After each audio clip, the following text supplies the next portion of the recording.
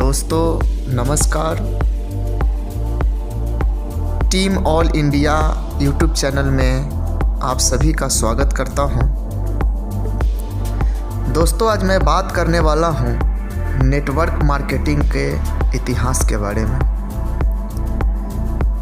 दोस्तों दुनिया में जो भी चीज़ मौजूद है उसका कुछ न कुछ इतिहास ज़रूर रहा है, चाहे वो कोई कंपनी हो या कोई भी इंडस्ट्री, सबका एक इतिहास होता है। दोस्तों आज हम बात करने वाले हैं डायरेक्ट सेलिंग या नेटवर्क मार्केटिंग इंडस्ट्री के इतिहास के बारे में। दुनिया के अंदर ऐसे हज़ारों डायरेक्ट सेलिंग की कंपनियां हैं जो डायरेक्ट सेलिंग कर रही है। क्या आपको पता है कि कौन सा सबसे पहले बंदा था जिसके दिमाग में ये डायरेक्ट सेलिंग का आइडिया आया होगा कि हम अपने प्रोडक्ट को डायरेक्ट सेलिंग के द्वारा भी बेच सकते हैं? तो चलिए मेरे साथ आगे। दोस्तों डायरेक्ट सेलिंग का ये सफ़र सन 1986 ईस्वी में शुरू हुआ था एवॉन नाम की एक कंपनी से, और इस कंपनी को शुरू करने वाली महिला का नाम था मिस PFE LV। इन्होंने अपने करियर की शुरुआत घर घर जाकर परफ्यूम बेचकर कर रही थी। इससे उन्हें अच्छा खासा मुनाफा भी हुआ था।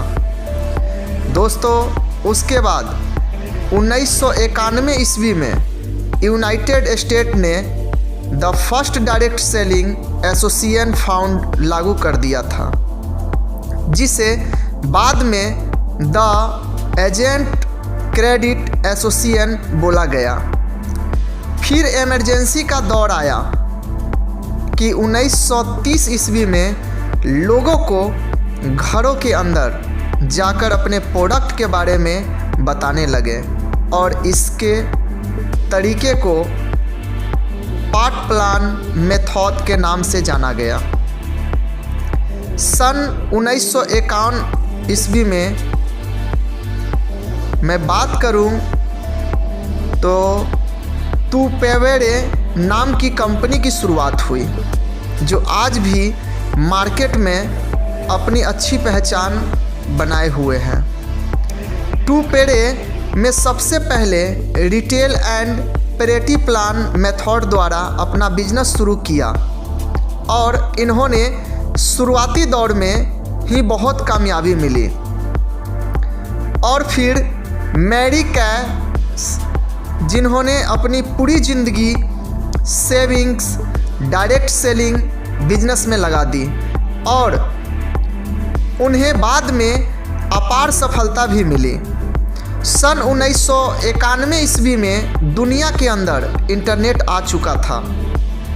इंटरनेट आने के बाद आप सब जानते ही हैं कि कैसे दुनिया एक दूसरे से जुड़ चुकी थी। सन 1995 ईस्वी और 1996 ईस्वी में भारत में डायरेक्ट सेलिंग कंपनी अपनी एंट्री कर चुकी थी। सबसे पहले भारत के स्वीडन की एक कंपनी आई।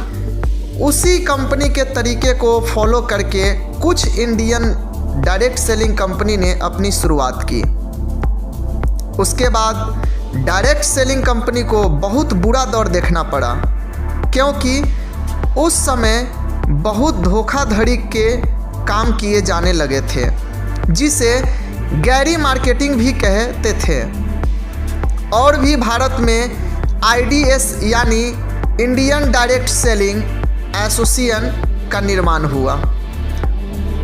IDSA का काम था कि मार्केटिंग में जो भी धोखाधड़ी से डायरेक्ट सेलिंग कंपनी को चला रहे हैं उन पर ताला लगाया जाए। और इस दौरान 2003 से 2015 तक IDSA ने सरकार से गुजारिश की डायरेक्ट सेलिंग को लेके एक रेगुलेशन बॉन्डिंग तैयार किया जाए, ताकि जो लोग डायरेक्ट सेलिंग का बिजनेस करना चाहते हैं वो कानूनी तौर पे इस बिजनेस को कर सकें।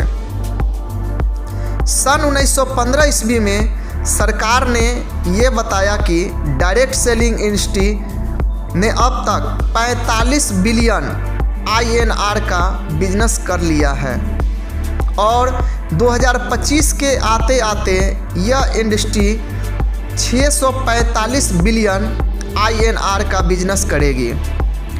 9 सितंबर 2016 को सरकार ने डायरेक्ट सेलिंग को लेके नियम लागू कर दिए थे। इन नियमों के तहत जो भी कंपनियां गलत तरीके से उन्हें बंद किया जाए और जो कंपनियां इन नियमों को मानती ही नहीं उन्हें बढ़ावा दिया जाए।